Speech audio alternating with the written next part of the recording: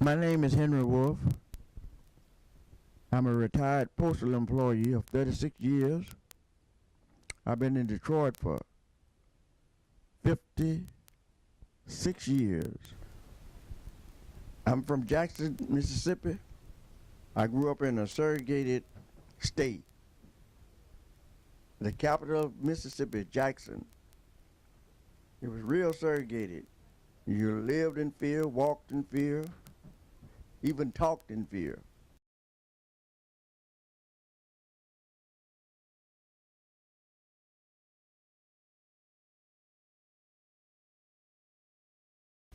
Yes, taught school for 31 years. Was a principal of a school. And she worked until she retired.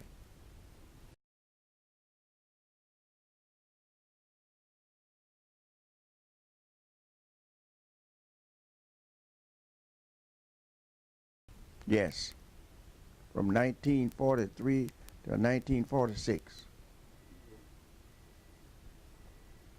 I was drafted in the Army and served in the South Pacific for 14 months before returning back to the States. Yes, South, New Guinea, French Haven, Oro Bay, Miller Bay, all in New Guinea area. And in fact, there's a combat zone that I was in, but no fighting though.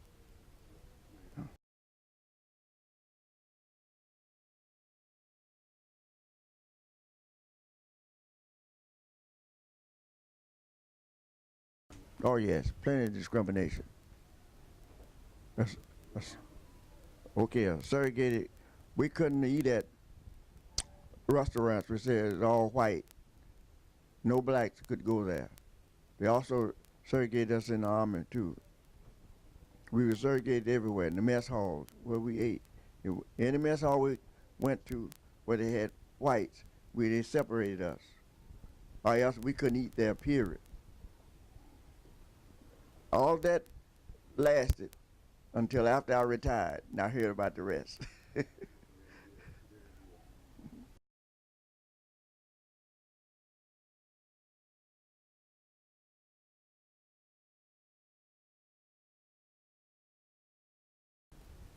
Well, I felt a little relieved, but the segregation still stood, as usual.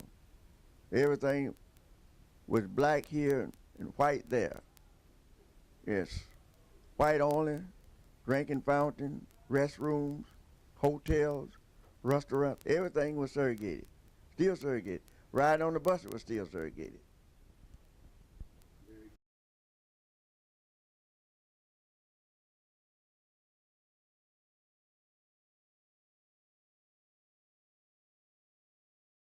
Because Billboard, we wanted to vote because when we went in, we were in the army. In fact, we were told that you weren't a citizen unless you voted.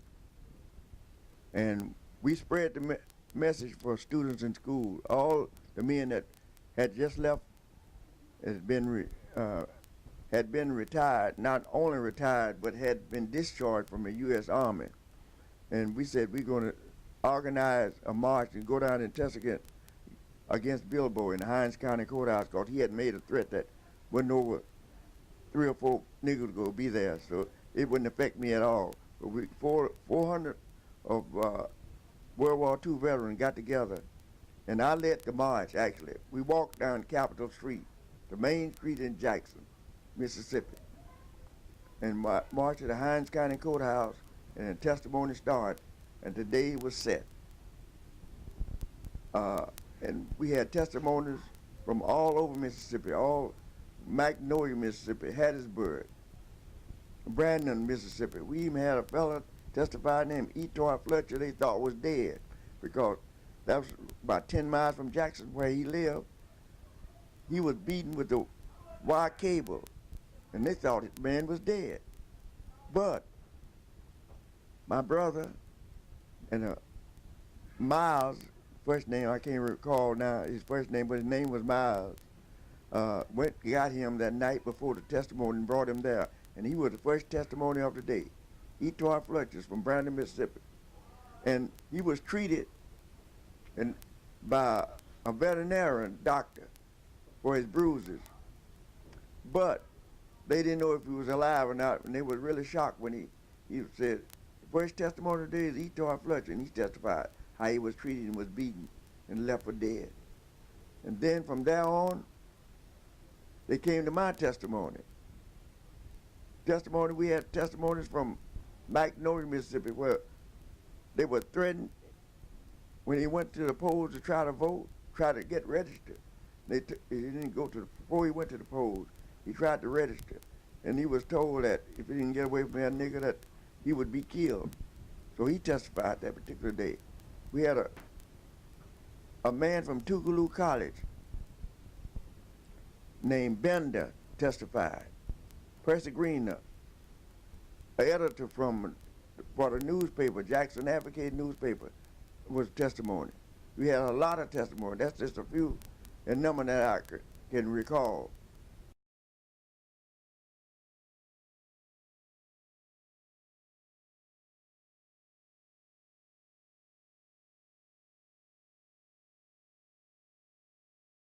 Well, Senator Bilbo was a known segregationist which spoke out against black folk trying to vote. If they attempted to register, if they did get registered, which a lot of them didn't, we'd go to the polls the night before, and tar and feather would be the next step. And you know what's next. Those were his comments. And that really upset the veterans that knew that they're supposed to have a right to vote. Because they would learn that in the Army, that you weren't a citizen unless you did vote. Therefore, we got together and marched down Capitol Street and went to the Hinds County Courthouse and voted. That, and he stole war contract money from the government. Those two unseated Bilbo. He never took his seat. He left there and went to New Orleans Hospital. And the next 2 months, he was gone. Good Lord took him home.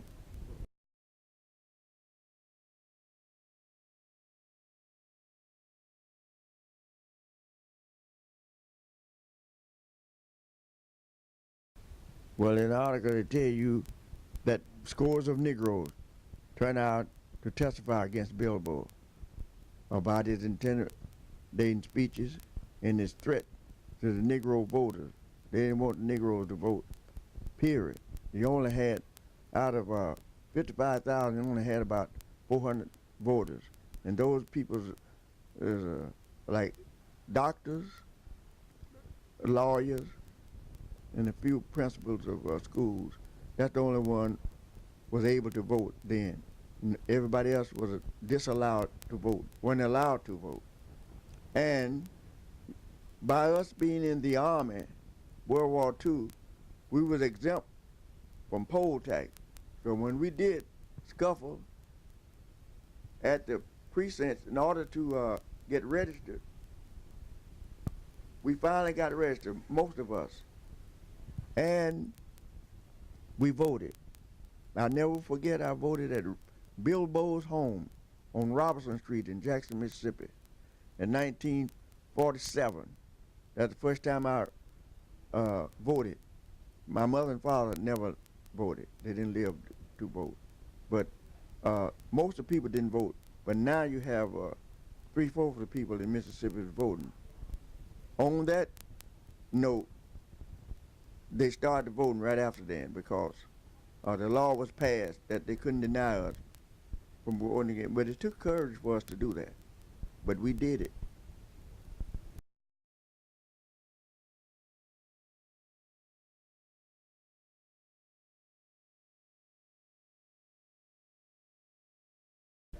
Poll tax was for to help the school kids that rode buses, and all white rode buses. No Negro didn't ride buses going to school. If they did, they had to own their own buses. But the state, as a state poll tax, we paid poll tax for the white folk, but that's been eliminated now.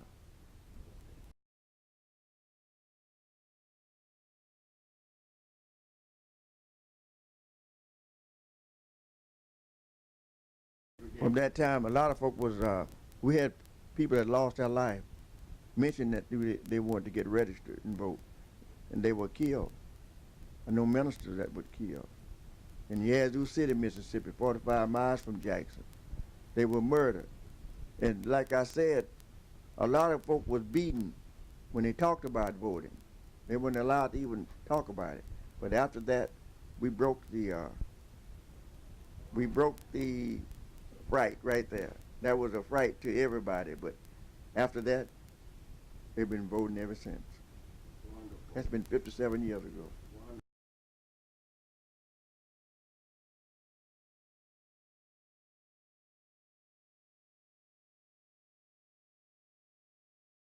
Yes, I believe that, because that was actually 8 years before they got the drive on, a voting drive on. And the bus boycott by Rosa Parks was in 55. And so we were way ahead of that time. But they did do a lot, because I think we got the ball rolling. Very good.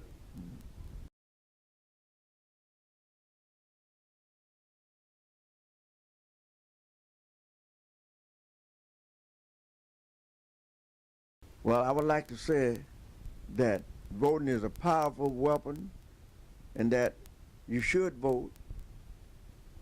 And I argue with people on my job. I worked for the post office 36 years, and we had people here in Detroit didn't want to vote.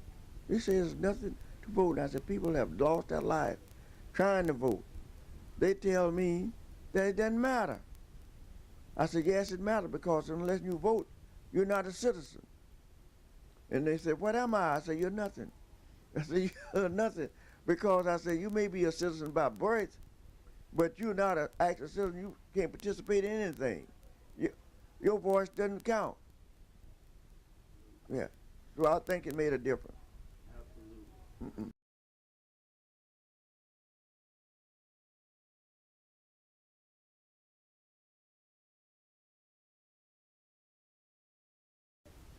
I like to say that if you hear a person say, don't vote, just tell them you're not a citizen of America if you don't vote.